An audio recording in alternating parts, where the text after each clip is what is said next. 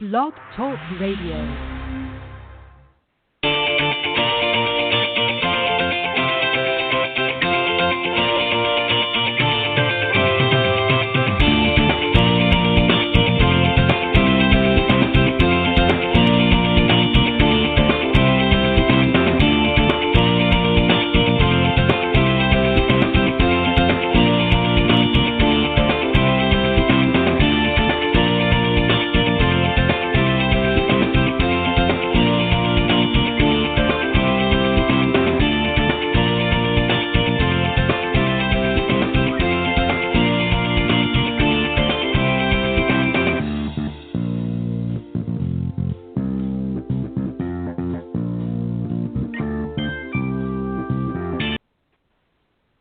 All right, good evening, everybody, and welcome to Golf Talk Live. I'm your host, Ted Odorico, and we've got a great show for you tonight. As always, we're going to be starting off with Coach's Corner, and I'm going to bring out the panel here in just a moment or two. And then a little bit later on, I'm going to be joined by my very special guest tonight, Chris Rodell. He's an author and writer of a new book called Arnold Palmer, Homespun Stories of the King, from Latrobe, Pennsylvania, Arnold's hometown. He's going to be talking with us a little bit later on in the show about some of the great interviews that he did with many of the residents of Latrobe, Pennsylvania, which, of course, is where Arnold Palmer was from and still held a residence there in his hometown. So we're going to talk about that book.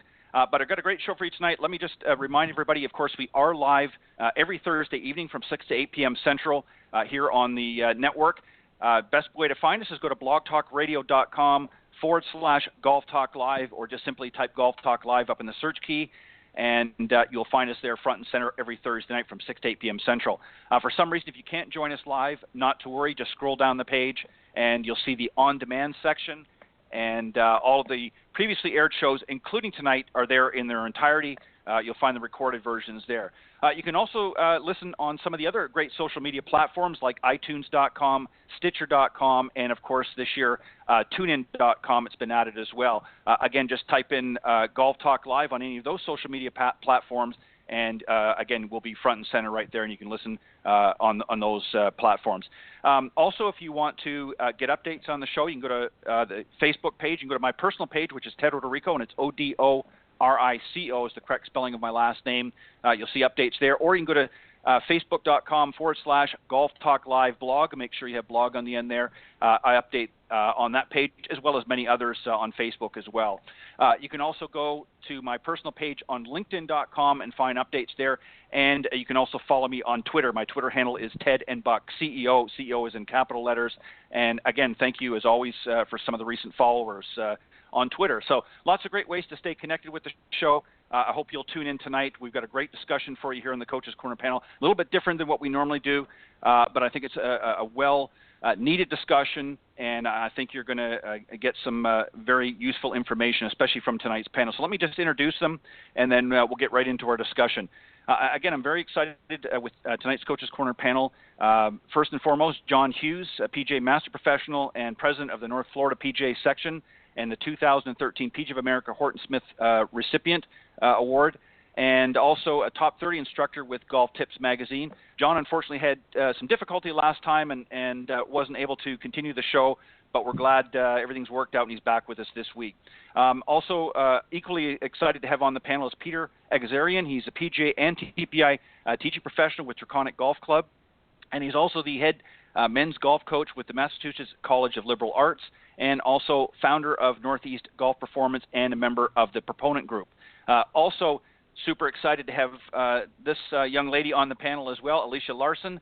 She's a Class A LPGA teacher professional and founder and president of Gratitude Golf, and she's also an author of The Missing Link, The Powerful Role of Self-Talk in the Mind Game of Golf, and coaches literally every golfer from the beginner, intermediate, right up to the advanced players.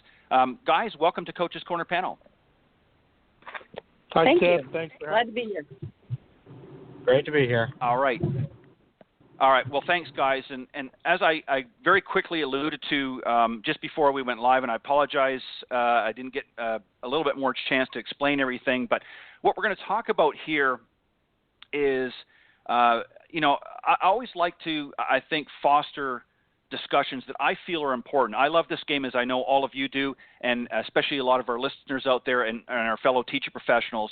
But every once in a while, we have to sort of take a hard look at our industry and see if there's things that we can be doing better to improve not just the level of instruction that we provide, but just the overall experience that our students and our fellow golf enthusiasts are going to experience in their journey learning this game. So one of the reasons I wanted to have this discussion tonight, we're talking about here is the decline in golf. It's been no secret. It's not something that the curtain has been drawn back and nobody's aware of. There has been a noticeable decline in golf, and there's a number of factors. We're going to talk about some of them tonight here, but we're also going to talk about some things that we're doing as professionals on our side to try and ramp things back up, but also to, again, provide some top quality instruction and an overall enjoyable experience with our students and members and so forth.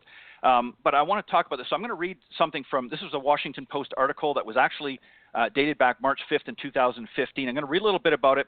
And then if you don't mind, John, I'm going to start with you, and then we'll go to Peter, and then Alicia, and then I'll flip the order around as we go here.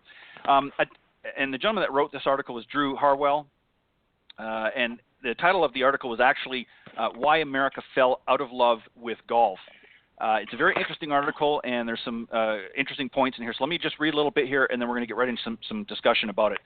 A decade ago, when the golf course was de facto playground for the professional set, and a young Californian named Tiger Woods was the world's best player, golf looked like an unsaleable national undertaking, and corporate players were chomping at the bit to get in.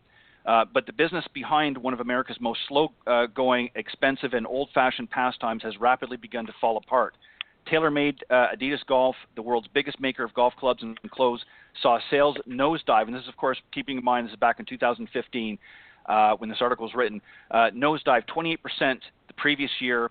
Its parent company, Adidas, said Thursday a decline in the number of active players caused an immense problems in the entire industry. And as a market leader, of course, we're talking about Adidas and TaylorMade. This hit them particularly hard. Adidas Chief Executive Officer Herbert Hainer said on a call with analysts, the sporting goods giant has taken some painful measures to restructure and stabilize its golf division.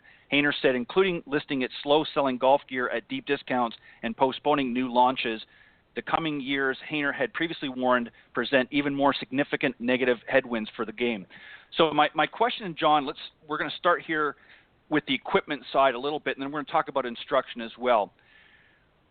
In your opinion, and again, this is just a discussion, we're not here to solve all the world's problems.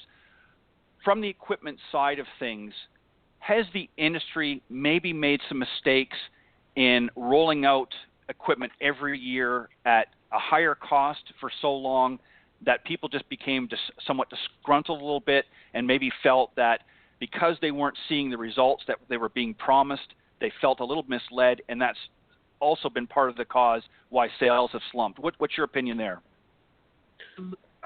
Undoubtedly, there were mistakes made throughout, I'm going to call it the recessionary years, thinking that golf, for a long time, there was this thought that golf was recession-proof because of the people who played and the amount of money it took to play and so forth. And I think the equipment manufacturers, the soft goods, I think we all made mistakes during that time, and we came to the realization that golf is not recession-proof. It was definitely affected. At that time, that article was written, just to throw some other historical facts, that was the same time that Dick's Sporting Goods / Golf Galaxy laid off over 700 PGA professionals. Right. Because of that was one of the outcomes from not being able to make those sales because they were so heavily weighted in the big box era industry. The green grass accounts, they were put into positions where if they didn't buy lots of inventory, then they were at a very big disadvantage from a profit margin standpoint of view. So the entire industry got topsy-turvy. And what I'm hearing, I'm just now getting back into, I'm going to say, studying the equipment side.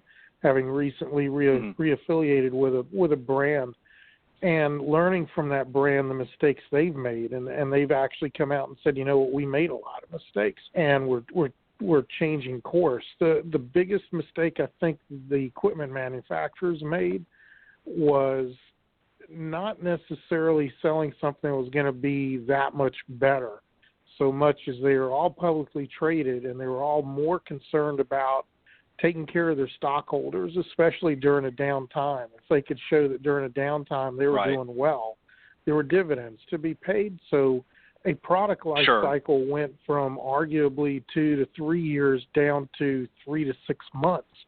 So in 18 months, you would be walking through Walmart or Target or Costco or whatever, and there was this $500 driver on sale for $69, and even the rich and famous are going to go to these stores at some point and walk through and see this, and it was more it was hurtful. They felt like they had been used, they had been had. It wasn't necessarily on the playing side so much as on the purchase side. That they felt like, hey, you know, we became uneducated and we allowed ourselves to become uneducated because of all this. So I think what we're seeing over the past year and a half, 2 years in particular, from the bigger manufacturers is less inventory. Let the product cycles run their course. Let's not overproduce and force anybody into the corner of buying this tremendous amount of inventory and then having to hold it later on. I think they've learned from their mistakes, and some of them are coming out and saying it was a mistake, and that's a good thing. The ones that are still hiding behind their coattails saying they didn't make any mistakes, they're still making those mistakes now. Yeah, well said. And again, you know, I think it's important for all areas in golf, not just the manufacturers, but obviously us as golf teacher professionals and coaches, that we really take a hard look at, one, what we're doing in the industry. You know, are we utilizing the resources to the best of our abilities, not just on how we formulate, you know, at the lesson tee, but also are we utilizing the available resources through golf courses? And I'm going to talk about the courses here in just a minute. But I want to read something else very quickly. And then, Peter, I want to get your thoughts here. It says, again, just to sort of continue on what John said, but we're going to, you know, shift it just slightly here. As I continue with the article, it's been years since the increasingly unpopular sport of golf plunked into the rough, and the industry now realizing that it may not be able to get over it. All the qualities that once made it elite and exclusive are, analysts say, now playing against it. The game with its drivers, clubs, shoes, and tee times is expensive both to prepare for and to play. It's difficult dissuading amateurs from giving it a swing, and time-consuming, limiting how much fans can play. Even what loyalists would say are strengths, its simplicity, its traditionalism, can seem overly austere in an age of fitness classes, extreme races, and iPhone games. So I want to ask you, Peter, from this standpoint, because now we're talking about a couple of things. It's not just the equipment and the fact that, as John just pointed out there, for a long time, you know, it was costing X number of dollars, and now some of these big box stores have come in and have been able to, you know, sell it at a much lower rate. So there's that factor, but also there's other things that are competing with, you know, many of our consumers' time. Talk a little bit about what you've experienced, what you've seen, and maybe some things that you're personally doing to try to overcome some of the challenges and hurdles that maybe you've come across. Good point. Yeah. Right, I might lose him going for a little bit of a spot here, but they're looking at social change right now. There's a large amount of social change going on right now with people's habits on everything. I think when it comes to equipment and the cost of equipment, the consumer has never been more educated, has never had more options. So if they do have you don't have to have this large amount of disposable income to begin to play golf anymore. Right. From an equipment standpoint, but really when it comes down to it is where the person's attention is. I mean, and I think for such a long time, the golf industry, thought it was fine. Nothing was ever going to change, and everything always changes. And we stopped trying to draw the attention of people in a long-term sense. I think we got very short-sighted in our vision for what golf is going to be, and failed to see a long-term investment in growing players and having there be a more organic interest in allowing people to engage in something that was more in line with their own expectations. I think we said, this is golf, take it or leave it, and right. I think for the past 10 years we've paid the price for that. And I'm in a very unique situation at my facility, being on the campus of a college. But the leadership of my club is taking an extremely and has taken an extremely long-term look at golf. And 12 years ago, introducing a junior stewardship program that's going to drop if you can fulfill certain requirements, or if you play on your high school golf team, your junior membership is a quarter of the cost if you were not able to fulfill some service requirements or volunteerism, or simply playing on your high school golf team. And now most recently, they're making a strong movement to have the college students be more involved by really slashing the cost of a college membership. And I'll tell you what, it's had over the last 2 weeks, over the years I've been here, this is the most amount of college students I've ever seen at the club. It's accessible to them. They want to engage it. They just need a means to do it and have it be available. You talk about technology, kids being in their phone. Yeah, they're in their phone, but they also really, enjoy the open space, and they're going to want to engage their friends and share it. That generation is a sharing generation. They want to show that I'm at my college golf course, and I'm doing this, and it's amazing. As well as for a very, very long time, the colleges had a golf elective, and I'm sure most colleges and universities do have this, but it's a little bit of a model for people that are not in the circumstance that I am in at a university course, that you could take something from it and look at things more of a long term than this short term gain. I'm going to grab X amount of dollars from this young person, and I'm never going to see them again after this year because it's unsustainable for that particular person. So I think we missed the boat for an X number of years, saying take it or leave it. And I think now, like John said, the equipment companies are admitting some mistakes, and I think we're seeing a little bit of the error of our ways and coming around to the idea of more of the long term.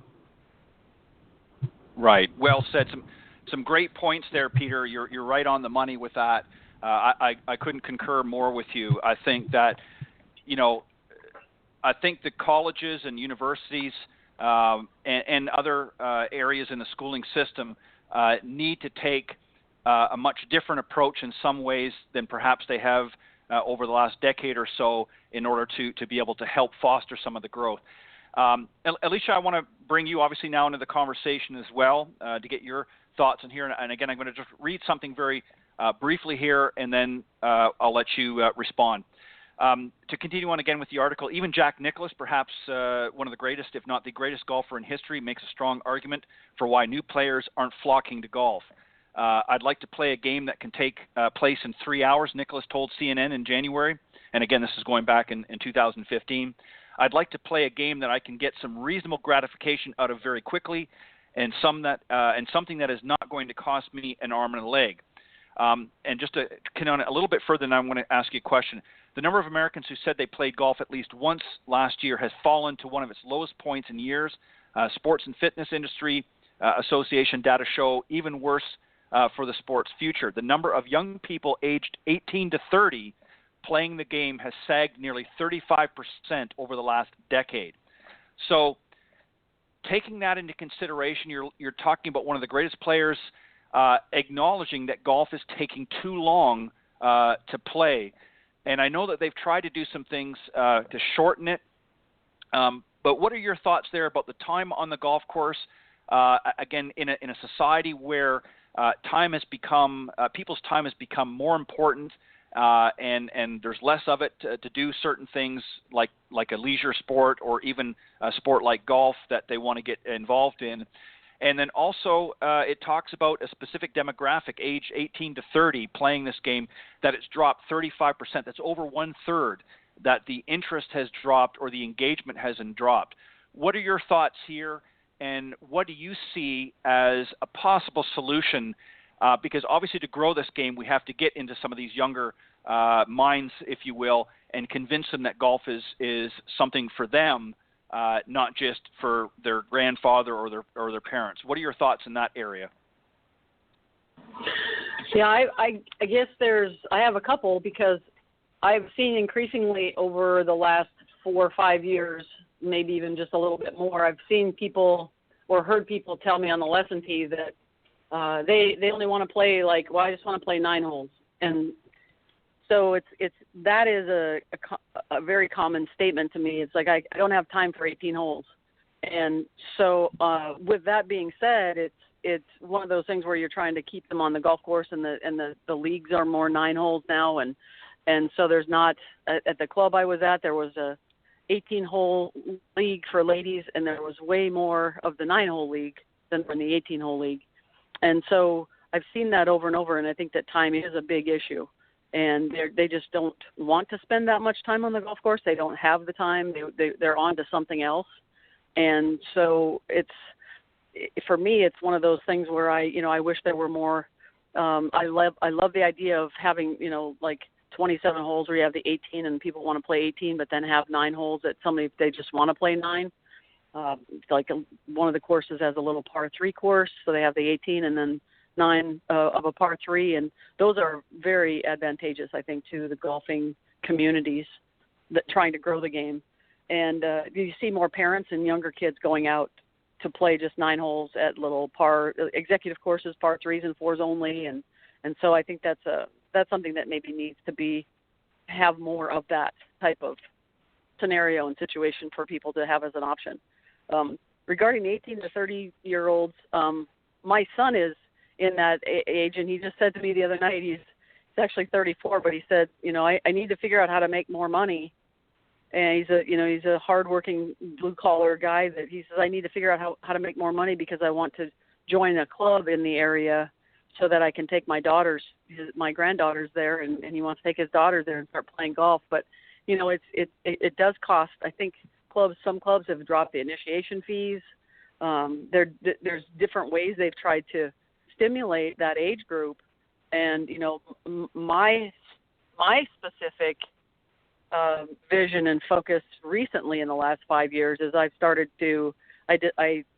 developed an academy, a golf academy, and the academy was to generate interest and really a passion for golf with young golfers anywhere from, I have kids in my academy that are 11 to 18, 17 and 18. And so I want to develop the passion for the game in that age group so that they'll carry it on. And the greatest compliment you can get is, when I have kids, I'm going to bring my kids back and then you can teach them, so that you've instilled some passion in the game when they think they're already going to teach their kids when they get married and have children. So I'm trying to grow it that way and invest in, different, like in golf, but also in life. And that's a little bit of a spinoff in my book too, that I wanted to try to send that message that we can teach a lot of life values to these people.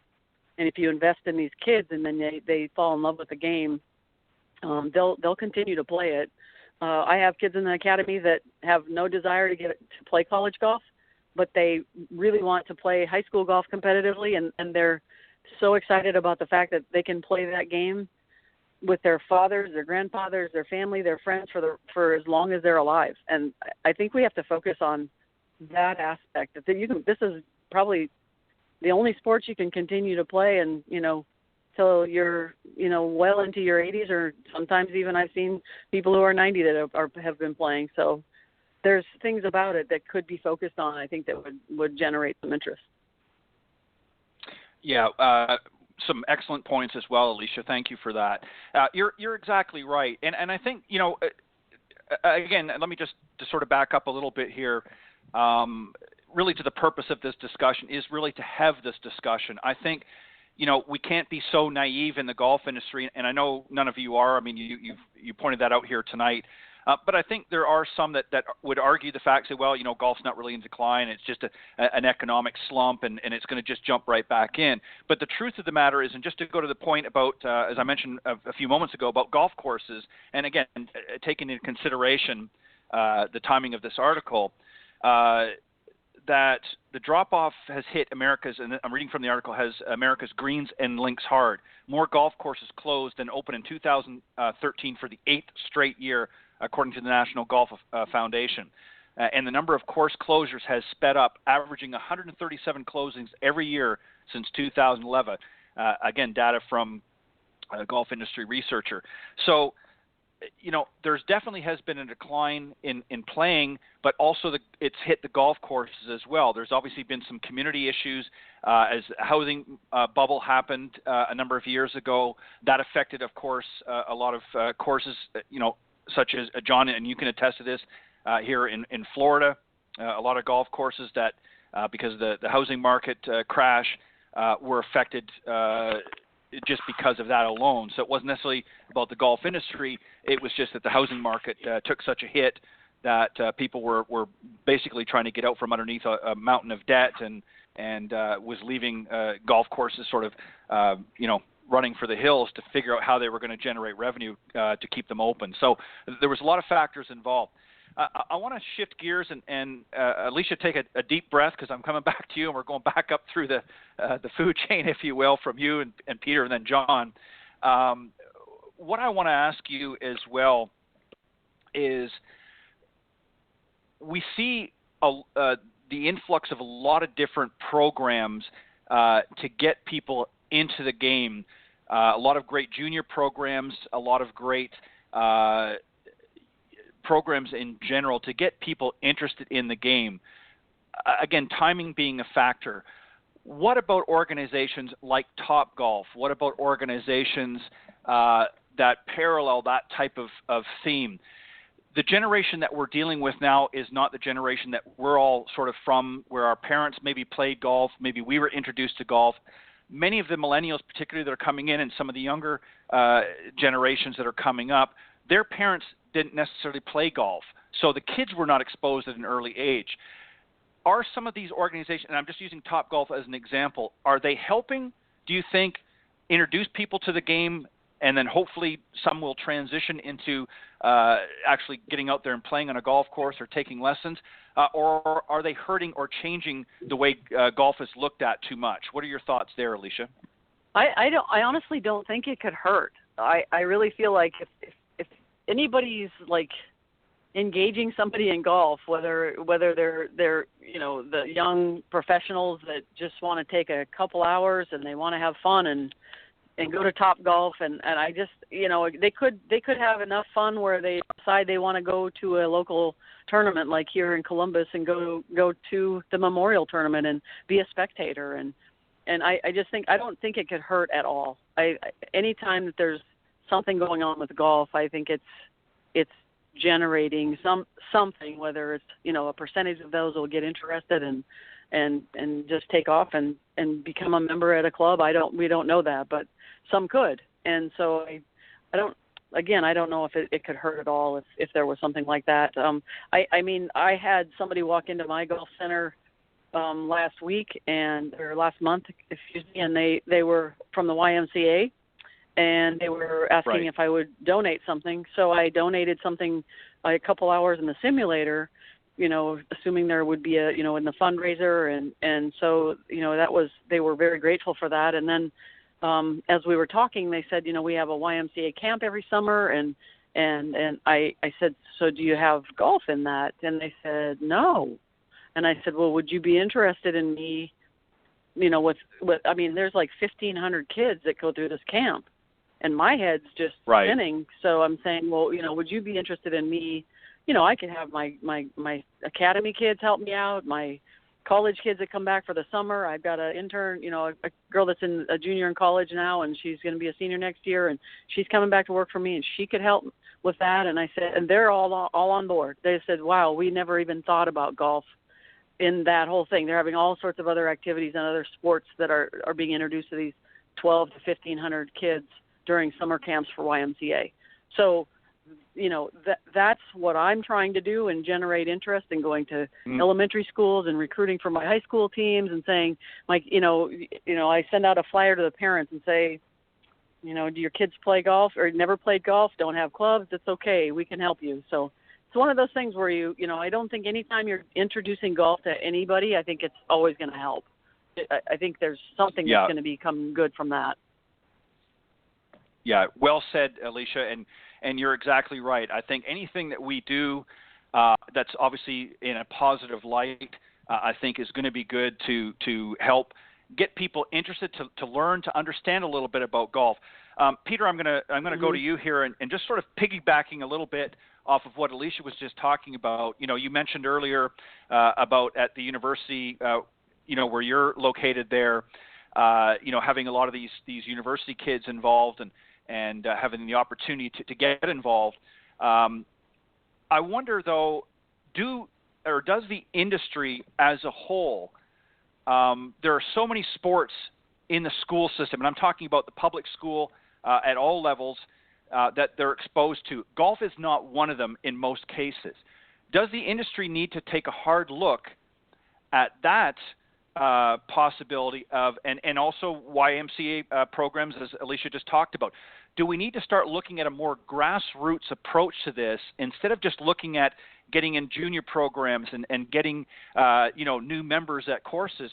Do we need to take a more grassroots approach to this and start getting into the general school system, just introducing people to golf, just getting them not necessarily coming out for lessons or getting into some great long program, but just getting that introduction, getting our foot in the door so that we're part of that day in, day out thought process that they're seeing at school, much like football and baseball and many other sports are.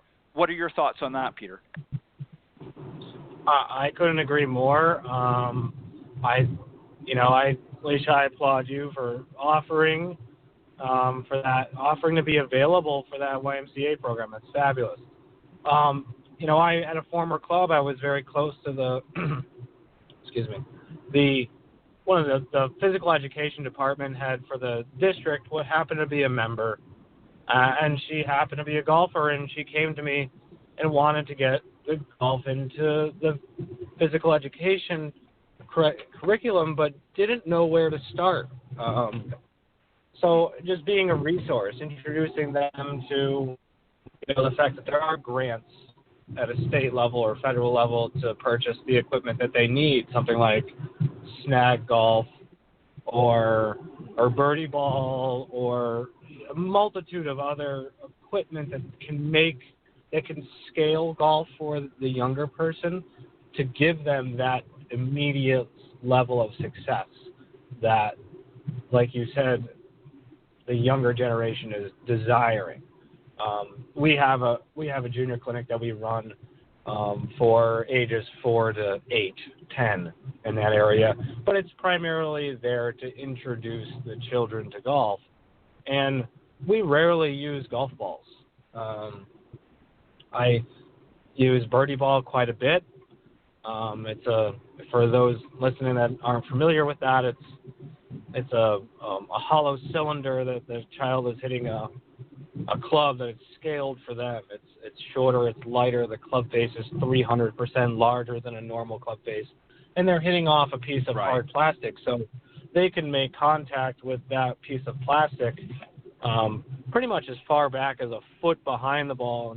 And the club is going to skip into the cylinder, and they're going to see that cylinder fly just as though it was a golf ball.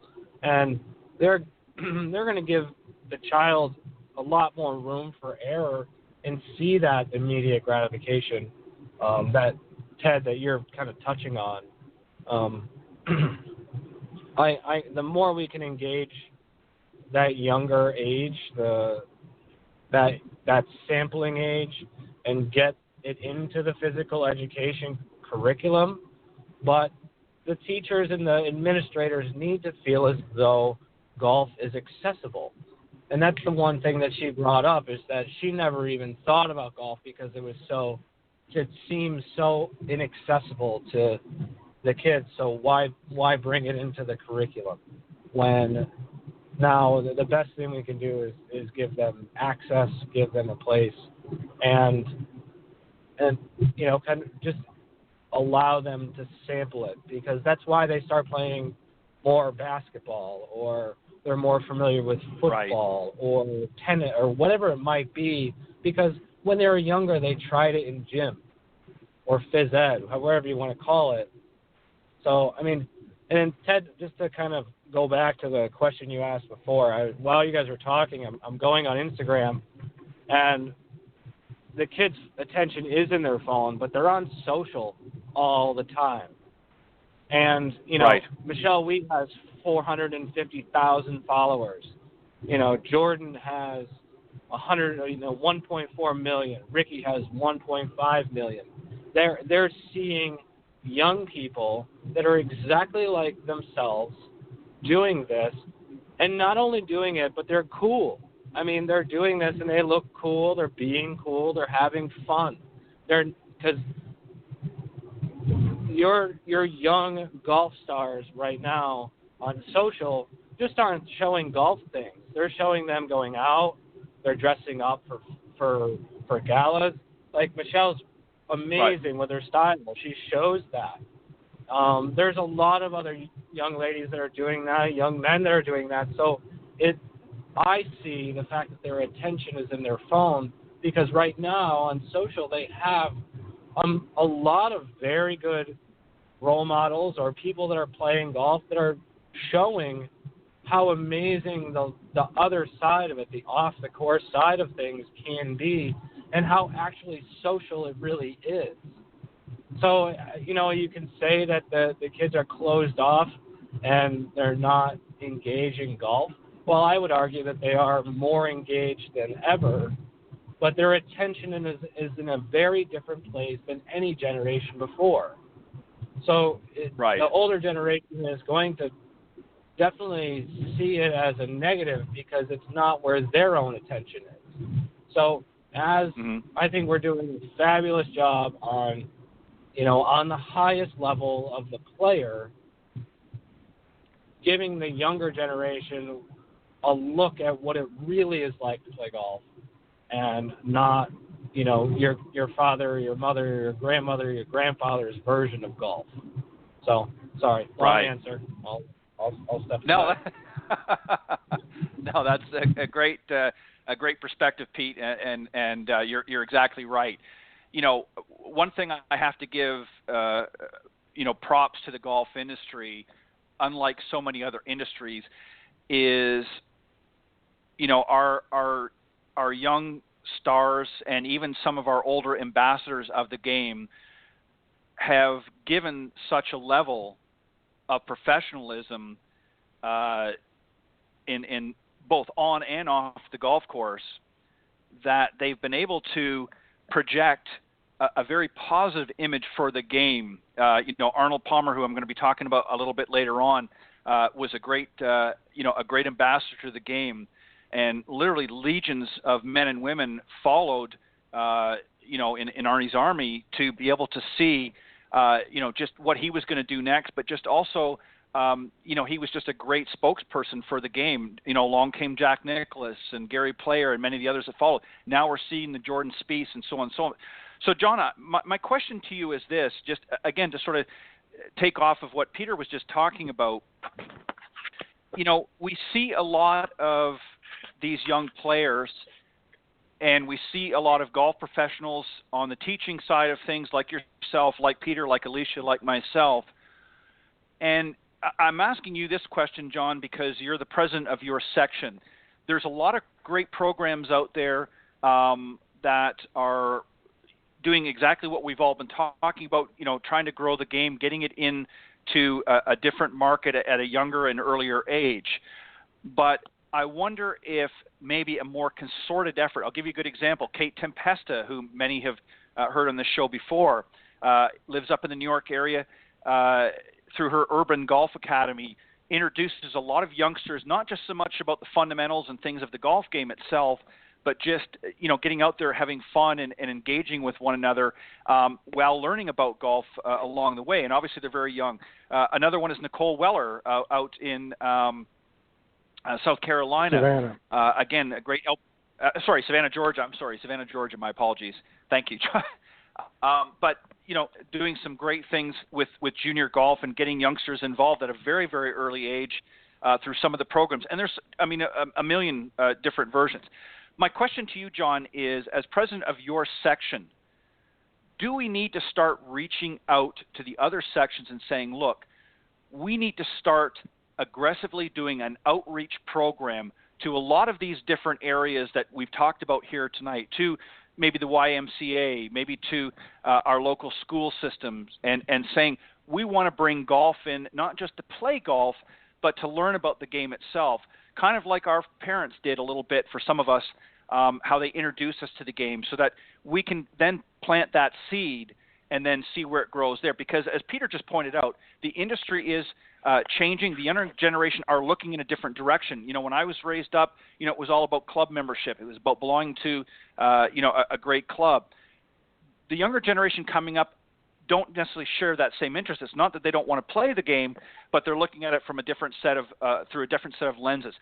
What are your thoughts as far as what your section is doing, and maybe should there be a more concerted effort with all of the sections coming together, both LPGA and PGA, and getting out into some sort of a community outreach on a national scale and not just local? What are your thoughts there, John?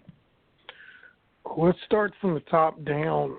From a PGA standpoint of view nationally, from a headquarters standpoint of view, you've got PGA Hope, which is an outreach program, not only to juniors, but to those who maybe can't afford it.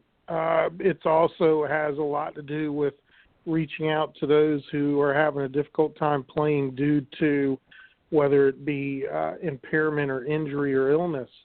So there's a lot of that going on from a national level, and there's been numerous discussions I've been a part of at national meetings, committees, that kind of thing, where we talk about all these programs and the delivery of the programs. And what it boils down to is educating local professionals, educating local public, that from a giving standpoint of view, giving starts at the local level and transcends upward. From the upward to down, the trickle down, it's more about educating those about the opportunities that are there. Because every community is different. Peter's going to have a different case scenario than Alicia different from mine different from yours, so on and so forth. So we're going to have different reasons why people play golf. We're also going to have different socioeconomic circumstances on top of the generational attention spans, let's call it, that are going to be unique to every individual locale, whether it's a major metro area such as New York or in Orlando, or it's just an outreach, a bedroom community of Columbus. Everybody's a little bit different. Everybody's got different needs. So the programs that are out there, quite honestly, I'm not trying to be political so much as I've done a lot of soul searching with this, especially of my business in particular, as to what programs fit my business model and what ones fit the facility where I am. It's here's a list and here's a delivery method of this, and the organizations have gotten better at understanding the support mechanisms needed for the local professional to deliver the program at a local level. When we talk about grassroots, I was watching Jeopardy the other night, and it was a question on Jeopardy and the definition of grassroots, and it sort of remind me that grassroots means literally in your own backyard. What are you doing in your own backyard? Right. And that's really where programs are best delivered, where they make the biggest impact. Where, as Alicia said, wow, you taught me, I'm going to bring my kids back. You're fantastic. It was in her backyard. It wasn't on a global set. It wasn't on a regional set. The more we can do from that standpoint of view, from a top-down standpoint of view, to not only educate the professionals, but to educate golfers. And I think we're turning corners that way. We've still got a lot of big corners to turn, but at least we're listening and paying attention. And there is a big difference between hearing and listening. And up until the past 3 or 4 years, all we've been doing is hearing. We're finally sitting down and listening. We're finally sitting down and truly paying attention to what people are telling us about golf, and then realizing, the staunch definitions of golf that we've had in the past they still apply, but they apply to the person who matriculates in that direction. While at the same time, you see a Golf Channel putting on the show they did from Top Golf in Vegas. It was the most watched show they've had in years. Right. That we can do things like that on a global or on a national level, but we've got to have follow-up and local programs to back up those efforts. If we don't, those programs aren't deliverable, then you've missed the golden opportunity to capitalize on what a bigger organization can do for you. Bigger organizations are only going to do as much as they can do for the whole. You as the individual, not only as a golfer, but as a coach or a parent, you've got to make that decision in your own backyard as to what's best and what fits your lifestyle. And there's tons and tons of different choices out there now for you to make. It's literally just a matter of having the courage to make the decision to do it. And I use that term very distinctly. It takes a little bit of courage. It takes a little bit of gumption to make the decision. You know what? Let's try this out. Let's give it a try. Let's do it on a small scale. Who cares about the rules? Let's just bang it around the yard. Let's do this. Let's do that. That's how we all started somehow. And through all the muck and mire of, I'm going to call it the greed era of let's see how much we can take from everybody, we forgot the grassroots. We forgot where it all came from. Yeah, that's some great thoughts, John. You're exactly right. I've often said here over the last several years since doing this program that I think the golf model as a whole is changing, and it's like any industry. It can be slow at times. Others, in other parts of it can be very quick. And I think that one of the things that I see potentially helping this industry is, instead of targeting the individual and getting the individual interested, I wonder if maybe particularly young families that are just sort of starting out, young entrepreneurs that have just, got little kids, haven't gone to, they're not in college, they're not even in high school yet. Would it be worth the industry's efforts to target families and getting families out through different golf centers and different, maybe through a pilot project, if you will, and getting families? I mean, people want to be able to do things as a family, especially young families, and there are so many activities out there in which they can do that, but golf is not something that really, it's always been sort of programmed as an individual sport. And even though there is a certain amount of truth to that, it doesn't mean that you have to play as an individual. You can certainly play as a family. So I wonder if that may be a little bit different of approach, is maybe to start targeting families and getting the family involved in some sort of a golf program that is affordable and works well within their budget, if that's something maybe the industry needs to take a little bit harder look at. I don't know. What's your thoughts? Peter, I'm going to let you have the final point on this discussion? It may be advantageous of us not to have a program. Maybe it's more advantageous of us as a profession to make it accessible, to encourage families to do this together, to educate them to the sense that your 4-year-old I have a 4-year-old. He loves golf, not because he knows anything about the mechanics or anything. It's fun to do with Dad. It's fun to do with Mom. It's fun to be out there. It's fun for him to carry his club around. He knows that the ball goes in the hole and that the club hits the ball from watching. But he more so enjoys the time together. I enjoy the time together. It's a ton of fun. But if you don't make the golf course available to that kind of context, that, okay, I'm just going to bring my child or children with me, they're going to have a club. If you're looking to, if you're at a place that or the club itself has an attitude of, charging the person so that a young person can just accompany someone playing golf, then there's an access issue there. So, I see it more of, as professionals, we can be really encouraging to our club leadership and our ownership to provide access to the younger people, whether it's if they're in that older age group of high school or college or whatever. If there needs to be a fee, there can be a fee, but don't make it so that it's just inaccessible for them. Because in the long term, they're your members of tomorrow. They're the people you want to fall in love with the place.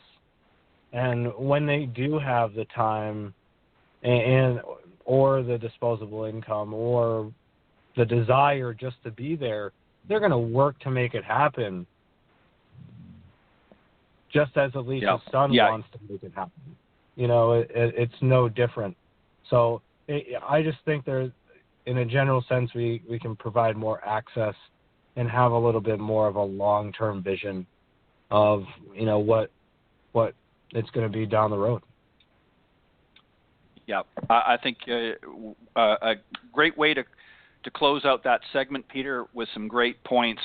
I think that, kids will emulate what they see their parents doing. And if their parents are engaged in, whether it be a sport or some sort of an activity, they take an interest. They want to be involved. And I think, as John pointed out, that grassroots begins on a much smaller scale. And as you pointed out, Peter, maybe we don't need, per se, another program. We just need to have it more accessible to more people. And Alicia, you've also made some great points as well. I'm going to let you start off as we wrap this up to let the folks know if they want to reach out to you, Alicia, to whether it be get lessons or to learn more about this great game. How can they do that? And if there's anything very quickly that you want to plug, by all means, go ahead. Well, thank you again for having me on the show. I always like being on here and talking golf, and so I want to thank you personally for that. If anybody wants to get a hold of me, they can just go to my website, which is www.gratitudegolf.com, and it will have a place where you can email me, and then also I believe you can get my book on Amazon. So if you want to read anything about the lessons that golf and life might teach us, you can certainly pick the book up there, and I appreciate, again, being on the show. Well, Alicia, I'm glad that you're joining us this year on the Coaches Corner panel. You're a great addition to the team, and you've been on, of course, the show as a guest before, but I'm glad you came back to add a little bit more flavor, if you will, throughout some of the discussions to the season, and I look forward to you coming back on again.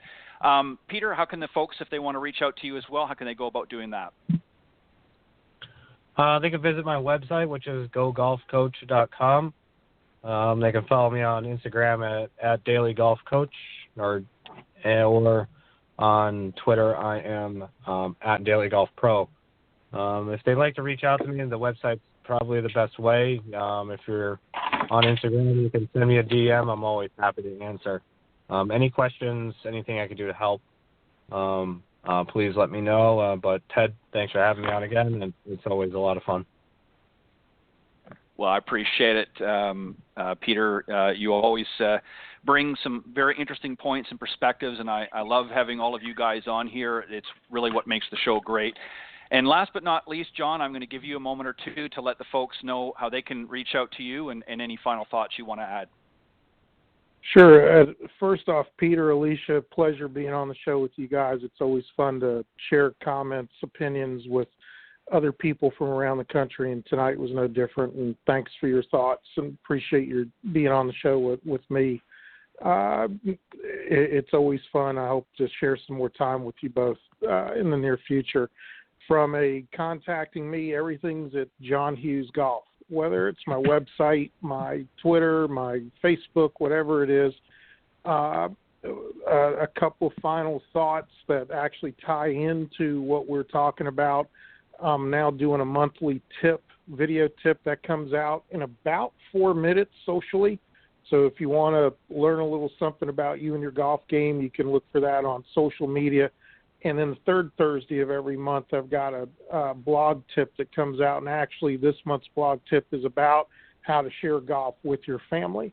Some different ideas, some different things for that more traditionalist to get their family involved in a lot of different, unique ways. And again, Ted, thanks as always for allowing us to spend some time with you. You're always engaging and very thought-provoking for us all, and we definitely appreciate it. Well, thank you guys. As always, I can't thank you enough. I appreciate you guys giving of your time. I know it's not always easy. Sometimes you're rushing home from the golf course or, in between other events and other commitments. And I know it's not always easy to put this hour aside. So I appreciate the fact that you all do and keep coming back. So everybody have a great weekend, and I look forward to you guys coming back again on the next Coach's Corner panel. Thank you. Thanks, Ted. All right, that was my very special guests on the Coach's Corner panel, John Hughes, Peter Egazarian, and Alicia Larson. Did a fantastic job, and this is really just sort of the precursor, if you will, to more discussions we're going to have. The next time I have this discussion, I'm going to have some others throughout the golf industry come on the show, from the manufacturing sector, also from the golf club or golf course industry, just to add some different thoughts and how they're handling some of the adversity, some of the difficulties that the industry has changed and what they're doing to adapt. I think it's important as an industry. As you may recall, if you tuned into last week, my very special guest, Tom Patry, also referenced, some of the things going on in the golf industry. And although he didn't get into great detail, did raise a little bit of an alarm that the industry definitely needs to wake up and that it is and has been going in a direction that may not always work in its best interest. So we need to work together as a team, if you will, and that's one of the reasons I do this show. Is it's not just about getting golf tips and learning how to play this great game, but it's also to challenge sort of the status quo and look at some other options and opportunities that we may have to make this game more accessible to other folks out there and overcome some of the challenges and hurdles that we face. All industries have to do this. The golf industry is no different. So great discussion again, guys. Now, I'm very excited this evening to have a very special guest on. I'm going to tell you a little bit about him, and then as I wait for him to come on board, I will remind you, of course, some of the great ways that you can tune into the show. My very special guest tonight is Chris Rodell. He's an author and writer of a great book called Arnold Palmer, Homespun Stories of the King. I'm going to tell you a little bit about Chris. Chris Rodell writing has appeared in publications including Sports Illustrated, Esquire, Men's Health, Golf, and, of course, Arnold Palmer's Kingdom magazine. Of course, each sport has its heroes, those unique talents whose exploits become modern mythology to those who follow in their footsteps. Even as their records fall, these special athletes retain their status as legends. Their names transcend sport as their successes and personalities etch their place in history. Certainly nobody represents this rarefied, iconic status more than, of course, the late Arnold Palmer.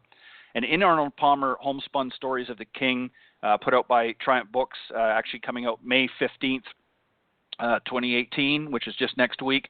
Latrobe, Pennsylvania resident and personal friend of Palmer's, Chris Rodell, offers a new take on the legendary figure, drawing on more than 100 interviews conducted over decades of acquaintance. He delves into Palmer's character away from the game, examining Palmer's relationship to his hometown and many of its residents there in Latrobe, Pennsylvania, which, of course, Arnold is originally hailing from. So as I wait for Chris to come on board on tonight's discussion, I want to just remind everybody, of course, we are live every Thursday evening from 6 to 8 p.m. Central here on the blogtalkradio.com network. And the best way to find us, of course, is go to blogtalkradio.com/Golf Talk Live. And you can visit us there front and center on the main page.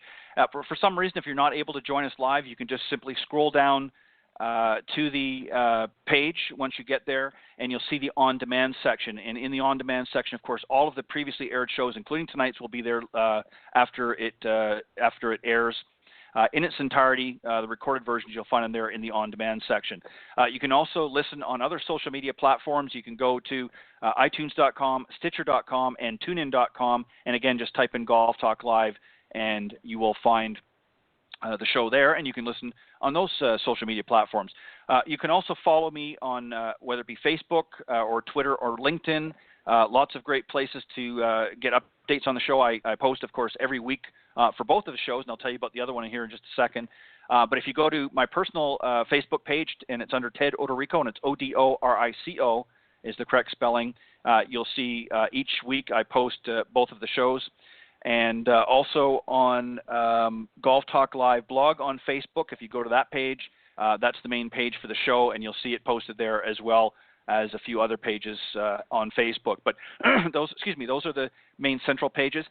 You can also, under my personal name on LinkedIn.com, I post every week who's going to be on the show, so you can check it out there. And I also post through Twitter, and the Twitter handle is Ted and Buck CEO in capital letters.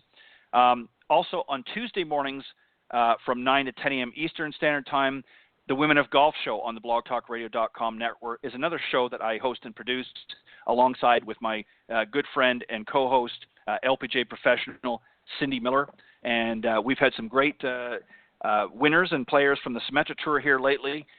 Again, this season, we're very excited to have them, as well as some other industry types from the golf profession who have come on the Women of Golf show to really talk about some of the growth opportunities and some of the different things that they're doing. Last week we had, of course, Tammy Fuji, one of the founders and owner of a Kinona Sport, which is a great clothing line that her and her partner put together. So we feature a lot of great entrepreneurs on the Women of Golf show, as well as many top-ranked players on the Symetra Tour, and we've had some great legends of the game as well stop by over the years. So lots of great things there. So every Tuesday morning from 9 to 10 a.m. Eastern Standard Time, you can tune into the Women of Golf with LPGA professional Cindy Miller and I as we co-host together and navigate the wonderful world of golf from some of the ladies' perspective.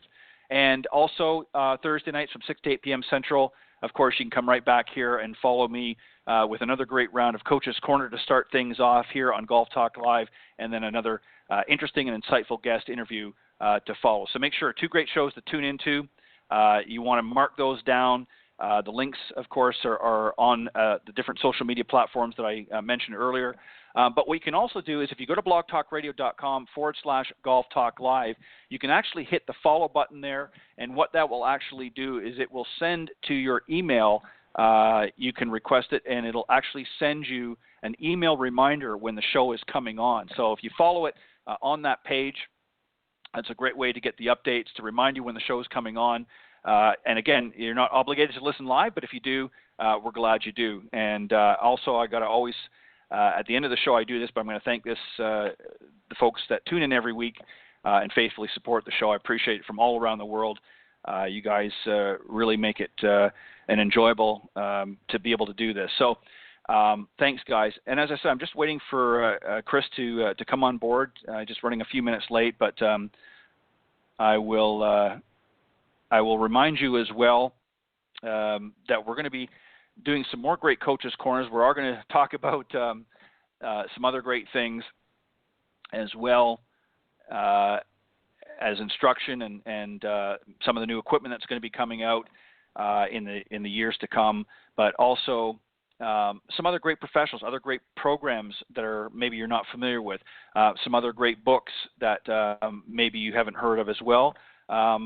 Always try to give them some time and that here on the show. So, as I said, I'm just waiting for Chris to come on, and we're going to talk about Arnold Palmer, Homespun Stories of the King, a great book that he wrote, and of course he was had become friends with Arnold Palmer over the years as he moved back in the early 90s into Latrobe, Pennsylvania himself, and developed a relationship, a trusted relationship, and he's going to come on and share some stories about that and talk about his book that's going to be available, and we'll tell you how you can get your hot little hands on that. So again, just to remind everybody, we are live every Thursday from 6 to 8 p.m. Central here on the blogtalkradio.com network. So I hope that you'll continue to tune in, and also on Tuesdays from 9 to 10 a.m. Eastern on the blogtalkradio.com network, you can check out the Women of Golf with my good friend and co-host LPGA professional Cindy Miller. Not sure what the delay is here, so I apologize. We'll hang tight. I will try to find something to fill in a few minutes as I wait for Chris. Hopefully he won't be too much longer.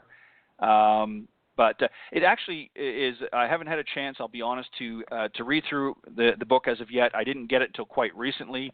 I did get a copy of it, but it looks like a great read, and lots of great stories that he shares in here, some of which you may be familiar with, others you may not.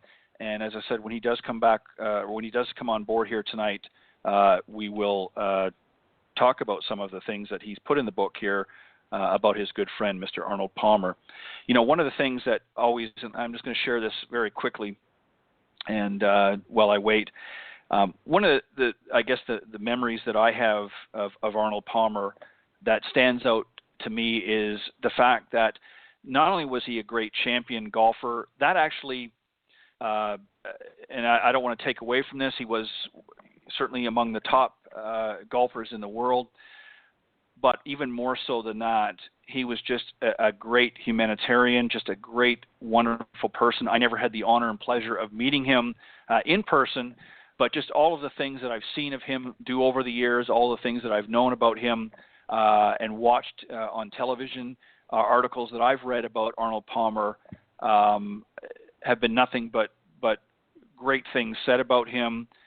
And it's very easy to see why he was really one of the true ambassadors of the game, and why so many people loved him. I mean, you know, Mr. Palmer, of course, really has transcended decades of this industry, and with not only some exciting golf, and was really instrumental in getting golf on television to literally millions of viewers. And of course, we're all familiar with Arnie's Army.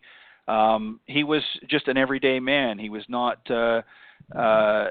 certainly coming from really anywhere or any special background.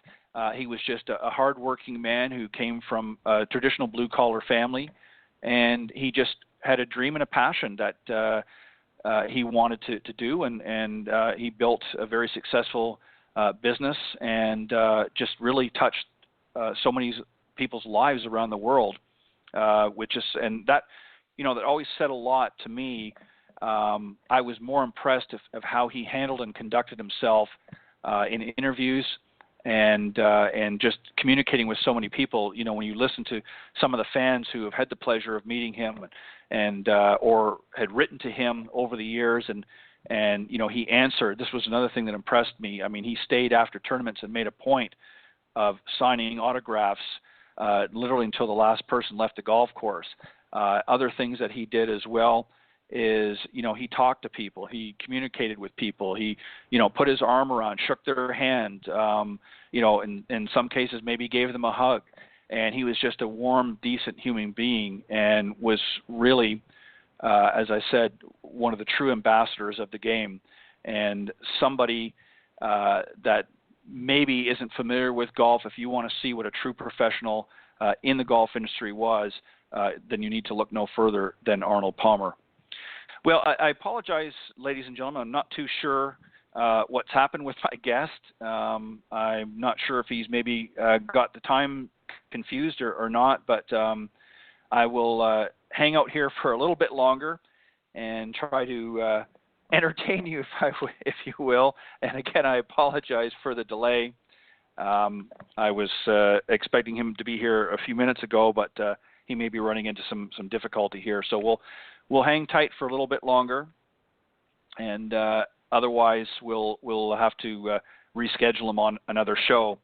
But anyways, again, let me also remind you that if you're somebody in the golf industry and you'd like to be a guest on the show, a great way to reach out and to get my attention is to send me an email or connect with me on social media.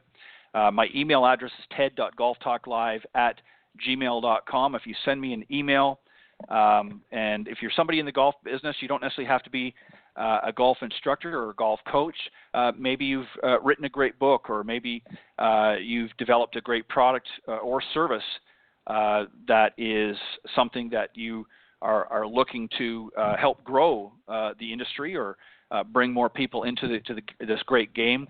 I'd like to share your story here on Golf Talk Live. I've done this with many folks over the years, some seasoned veterans of the game, as well as many new entrepreneurs that have come out with some great products or apps or what have you, and I've shared them with my audience literally around the globe.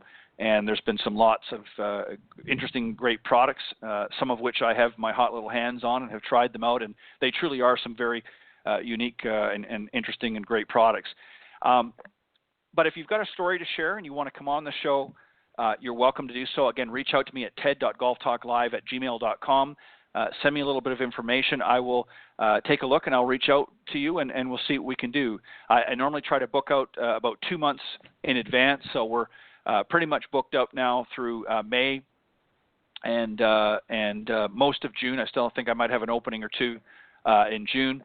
But if you're interested in doing that, you can also reach out to me through social media such as Facebook or LinkedIn. If you want to send me a private message and just say, hey, I've been listening to the show, or I've heard about your show and I'm interested in maybe being a guest at some point, by all means, feel free to reach out, and I'll be more than happy to see if I can fit you in the schedule. So as I said, I'm glad that you're tuning in tonight, and I apologize profusely. I'm not sure what's happened to Chris, but I'll give a few more moments here, and if he's not able to get in here in the next little bit, then we'll close off the segment, and I will try to reschedule him at another date.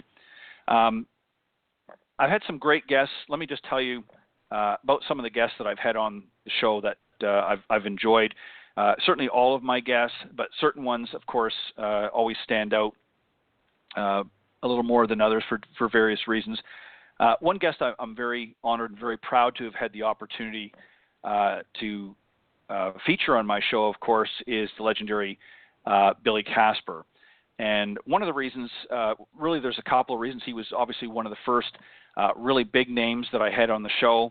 So I was very honored and very proud to be able to get him. But he, much like Mr. Palmer, he was a very humble individual, very giving of his time, and we enjoyed some great discussion both on and off the program. I spoke to him actually a week out from the program. We talked for about an hour or so, just sort of a get to know, if you will. And he was just really very humble, as I said, and willing to give of his time. And I know that he enjoyed himself tremendously when he came on the program, and he was just a great guest and had some interesting stories. And I know from not only conversations with him, but also his son, which I'm going to mention in a minute, that he really enjoyed it and enjoyed particularly having many of the folks call in. There were a number of callers that night, I think roughly close to a dozen particular night. And he just loved, answering their questions, and he had been around the game and done so much to, give back to the game, which a lot of these, golf professionals do. So it was very honored to have him on. Also, his son Byron Casper, we've become very good friends as a result of that initial interview, And Byron, of course, comes on many, many times throughout the year for different things, whether it be promoting some events or things, as he recently did here a few weeks back. Talked about, of course, his father's tournament that comes on every year in the first Monday of May, which actually just happened this past Monday. And as I understand, another great successful event. And of course, it raises funds for his charity, Billy's Kids.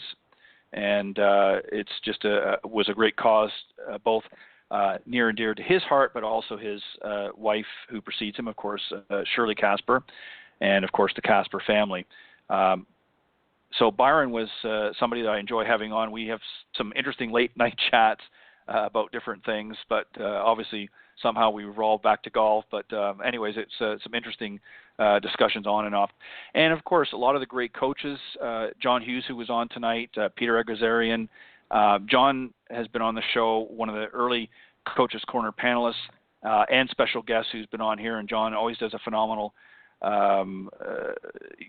job in the discussions, and always brings his best and then some, and always willing to give of his time, and just a great professional. And so you want to make sure that you reach out to him, and it's johnhughesgolf.com. He's got some great tips coming out, as he said, as we closed off that segment. So make sure you check out johnhughesgolf.com. And if you're going to be in the Orlando area, you might want to stop by. So reach out to him through his website, and maybe he's got a lesson or two in mind that can help your game. So make sure you check him out. Peter Egazarian, of course, another great golf professional, and of course Alicia Larson had been on the show as well, both this show and the Women of Golf, and had a great time discussing many things with her, and always brings her best along the way too. And I'm glad to have her part of the Coaches Corner panel this season. So I hope she'll continue to do that each and every year. And just a lot of great folks. Nicole Weller, I mentioned earlier, just doing so many great things for junior golf, really that grassroots level, just trying to get some of these youngsters at a very, very early age exposed to the game and involved out in Savannah, Georgia. I don't know why I thought South Carolina, but Savannah, Georgia. So a lot of great things happening in her neck of the woods. Tom Patry, who was on last week, of course, another seasoned veteran, much like John, been around the game for 30-plus years, and just always does so much to support and help out. And there's really just so many others. Barry Goldstein, of course, who's been on the show, a great golf professional as well in South Florida, and his daughter, Carly Goldstein, of course, who graduated just not this year, but the previous year from LSU, played on the women's golf team and did very well, not only in college, but has won over 102, I believe, different golf titles, including national championships, not only here in the United States, but around the globe. She's played, and just a phenomenal junior player. And now a young lady who graduated from LSU, and she's going to conquer the world, I think, on the LPGA. So I'm interested to see what happens there. But he did a phenomenal job in raising her, along with his other daughter, of course, Aubrey. Barry's a great professional, very down home sort of individual, but very knowledgeable about the game, and always willing to offer his fellow professionals and others out there. He's done a lot of great things as well. So I'm honored to have Barry on the show.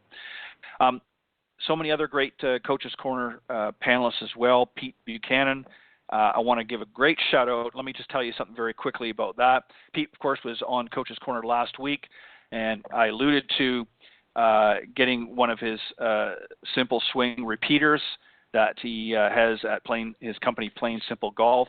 Well, lo and behold, did I not get one in the mail along with the accompanying DVD on how to use it properly in that. But it's a great training device. So go to plainsimplegolf.com and order yours today. It's very, very well put together.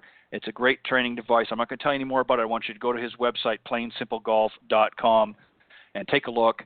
Some great videos on there and showing you on what it can do. But you definitely want to order it. So thank you very much, Pete.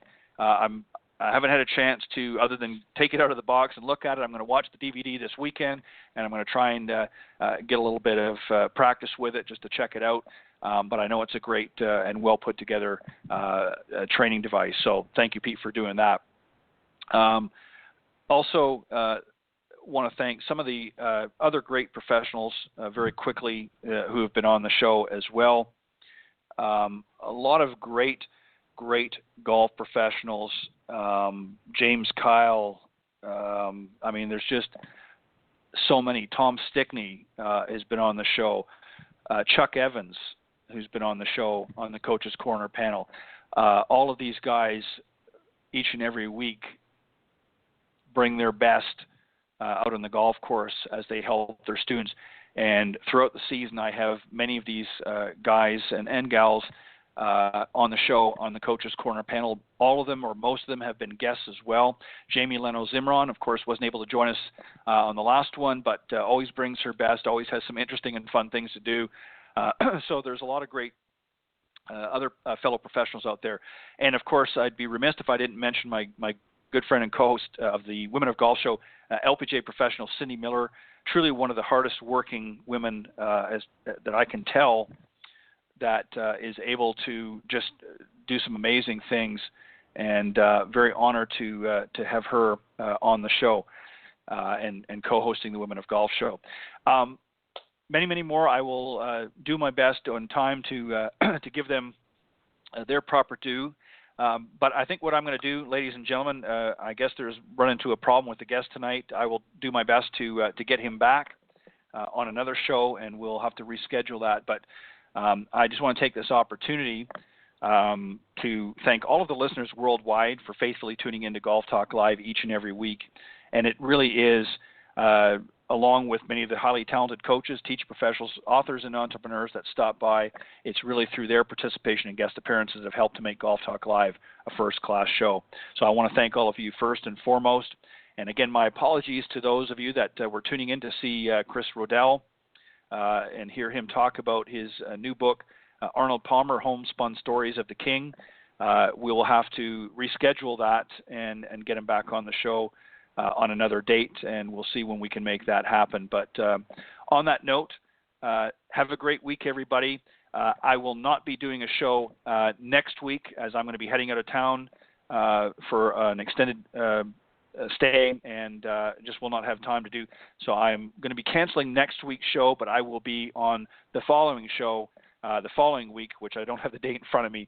So next Thursday there will be Tuesday. The Women of Golf show will air this coming Tuesday, which I believe is the 15th.